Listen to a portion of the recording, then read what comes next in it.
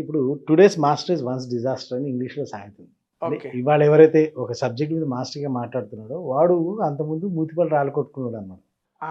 ఆహాహా! ఓకే. అయితే ఇక్కడ పాయింట్ ఏంటంటే even I'm from a very poor background. హ్మ్. సో ఇక్కడ ఎందుకని చెప్పాల్సొస్తుంది ఆడియన్స్‌కి ఎందుకు చెప్తాను నేను జనరల్‌గా నేను ఓపెన్ బుక్ లాగానే నా హిస్టరీ చెప్తాను. ఎందుకు చెప్తానంటే people should not feel that ఈడు బాగా born with golden spoon, born with diamond spoon కాదు కదా! ప్లాస్టిక్ స్పూన్ కూడా గతి లేదు నాకు. Okay. I'm not even born with plastic spoon అనమాట. Okay. So that is the condition when I was born. Though మా ఫాదర్ ఆర్మీలో పనిచేస్తున్నప్పటికి కూడా చాలా చిన్న పొజిషన్లో పనిచేస్తున్నప్పటికీ తన సంపాదించేవాడు ఒకడు. ఇక్కడ నేను, మా తమ్ముడు, మా పిన్ని, మా అమ్మ, మా అమ్మమ్మ, there are many people who are there to be fed అనమాట. సో ఆయన ఎక్కడో ఆర్మీ దేశం అంతా తిరుగుతుండేవాడు. ఆయన కొంత పంపించేవాడు. మేము ఉన్న దాంట్లో మేనేజ్ చేసుకుంటుండేవాళ్ళం. So even I had seen that hut life అంటారు చూసారా, గుడిసెల్లో బతకడం అనే లైఫ్. అక్కడి నుంచి కూడా నేను చూసుకుంటూ వచ్చాను స్టార్టింగ్. సో ఆ తర్వాత హైదరాబాద్ షిఫ్ట్ అయ్యాం. హైదరాబాద్ షిఫ్ట్ అయిన తర్వాత దెన్ దేర్ వర్ అంటే హైదరాబాద్ షిఫ్ట్ అంటే ముందు ఎక్కడ సార్? ఎక్కడ ఉన్నారు? గుంటూరులో పుట్టాను నేను. గుంటూరు. అక్కడ ఒక 3-4 ఇయర్స్ 5 ఇయర్స్ దాకా ఏమో పెరిగినట్టున్నా. ఓకే. సో ఆ సిచ్యుయేషన్లో నేను మీకు చెప్పింది. తర్వాత then we shifted to Hyderabad. అప్పటి నుంచి హైదరాబాద్లోనే ఇప్పుడు నవ్ ఐఎమ్ హైదరాబాద్. ఇప్పుడు టోటలీ హైదరాబాద్. ఓకే. దాదాపు 45-50 ఏళ్ళు అయిపోయింది ఇక్కడే ఉండబట్టి. సో ఇది బ్యాక్గ్రౌండ్, స్టార్టింగ్ ఫ్యామిలీ బ్యాక్గ్రౌండ్ అక్కడి నుంచి స్టార్ట్ అయింది. నాకు 2 తమ్ముళ్ళు ఉంటారు. సో హైదరాబాద్ షిఫ్ట్ అవ్వడం జరిగింది. హైదరాబాద్ షిఫ్ట్ అయింది అక్కడే స్కూలింగ్, కాలేజీ అంతా. అంటే ఈ మనీ అనేది లేకపోవటం వల్ల మా పేరెంట్స్ వాళ్ళ బంధువర్గాల్లో ఏ విధంగా చిన్నచూపు చూడబడ్డారు, ఆల్మోస్ట్ వెలివేయబడ్డారు, అవమానాలు చేయబడ్డారు. ఇవన్నీ కూడా నేను ఆ ఊహ తెలుస్తున్న టైంలో ప్రత్యక్షంగా చూశాను. ఒకటి.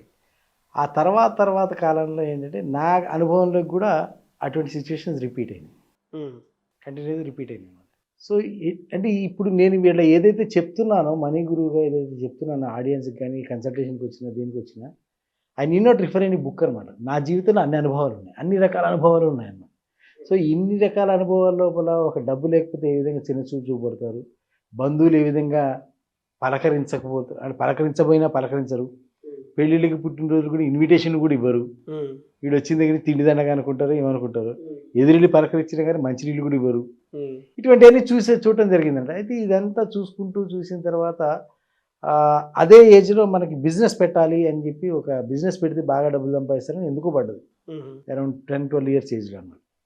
సో ఎందుకు నేను డీటెయిల్గా చెప్తున్నట్టు ఇటువంటి అనుభవాలు ప్రతి మిడిల్ క్లాస్ లైఫ్లో, పూర్ క్లాస్ లైఫ్లో జరుగుతాయి. కరెక్ట్. సో బిజినెస్ పెట్టాలి, బిజినెస్ పెడితే బాగా డబ్బులు సంపాదించవచ్చు అని చెప్పి ఒకరోజు ఆ సంగతి ఊరికి నోటి దూల ఆగక మా మదర్తో చెప్పాను, నేను పెద్ద అయిన తర్వాత బిజినెస్ చేస్తాను, బిజినెస్ చేసి బాగా డబ్బులు సంపాదిస్తాను. ఆవిడ శక్తి కొలిది కొట్టింది. ఓ రౌండ్ వేసుకుంది. ఓ గంట గ్యాప్ ఇచ్చి ఇంకో రౌండ్ వేసుకుంది. ఆ లోపల మా ఫాదర్ వచ్చాడు, ఆయనతో చెప్పి ఆయనతో ఇంకో 3 రౌండ్లు వేయించింది. సో ఆన్ టోటల్గా ఏంటంటే మళ్ళీ నాకు ఊహ వచ్చి నేను ఇండిపెండెంట్ అయిన బిజినెస్ అన్న మాట నా నోటేపటి రానంత ట్రీట్మెంట్ ఇచ్చారండి. ఎఫెక్ట్ దిస్ ఇస్ అంటే అటువంటి బ్యాక్గ్రౌండ్ నుంచి మనం వచ్చిందన్నట్టు. బిజినెస్ అంటే మనకి ఏమి చేత కాదు, మన ఫ్యామిలీలో ఎవరు బిజినెస్ లేరు, ఉన్న డబ్బులుగా ఇది చేస్తావా, ఆ ఫియర్స్, ఫోబియాస్ ఏవైతే మన మిడిల్ క్లాస్ ఉంటాయి అవన్నీ కూడా I had been through all this అండి.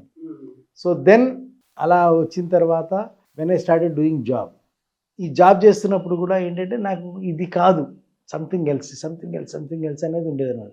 కానీ ఏం చేయగలుగుతాం అనేది ఐడియా లేదు, కాన్ఫిడెన్స్ లేదు. ఈ 97 ప్రాంతంలో I had attended personality development program. ఓ పర్సనల్ డెవలప్మెంట్ ప్రోగ్రామ్ అటెండ్ అయితే మహానుభావుడు ఆయన మా గురువు గారు, he really brought the confidence in me అన్నమాట. ఈ కాన్ఫిడెన్స్ తీసుకొచ్చింది. అప్పుడు నాకు అర్థమైంది ఏంటంటే మనకి చేతకాక కాదు, దివాకర్ రావులా అని చెప్పి డెల్ట్ అని చెప్పి ఉండేది అనమాట. అయితే చేతకాక కాదు, మనం నిజంగా మన స్కిల్స్ని బయటికి వాడక అని చెప్పి అర్థమైంది. సో ఇక అక్కడి నుంచి ఏంటంటే దెన్ ఐ గాట్ రీకనెక్టెడ్ అనమాట. లేదు మనం ఇట్లా జాబ్ చేసుకుంటుంటాం కదా, మనం కూడా ఏదో ప్రయత్నం చేయాలి అని చెప్పి ప్రయత్నం చేయటం మొదలుపెట్టి ఇక అక్కడి నుంచి ఆ జాబ్ మానేసి బయటకు వచ్చాయి.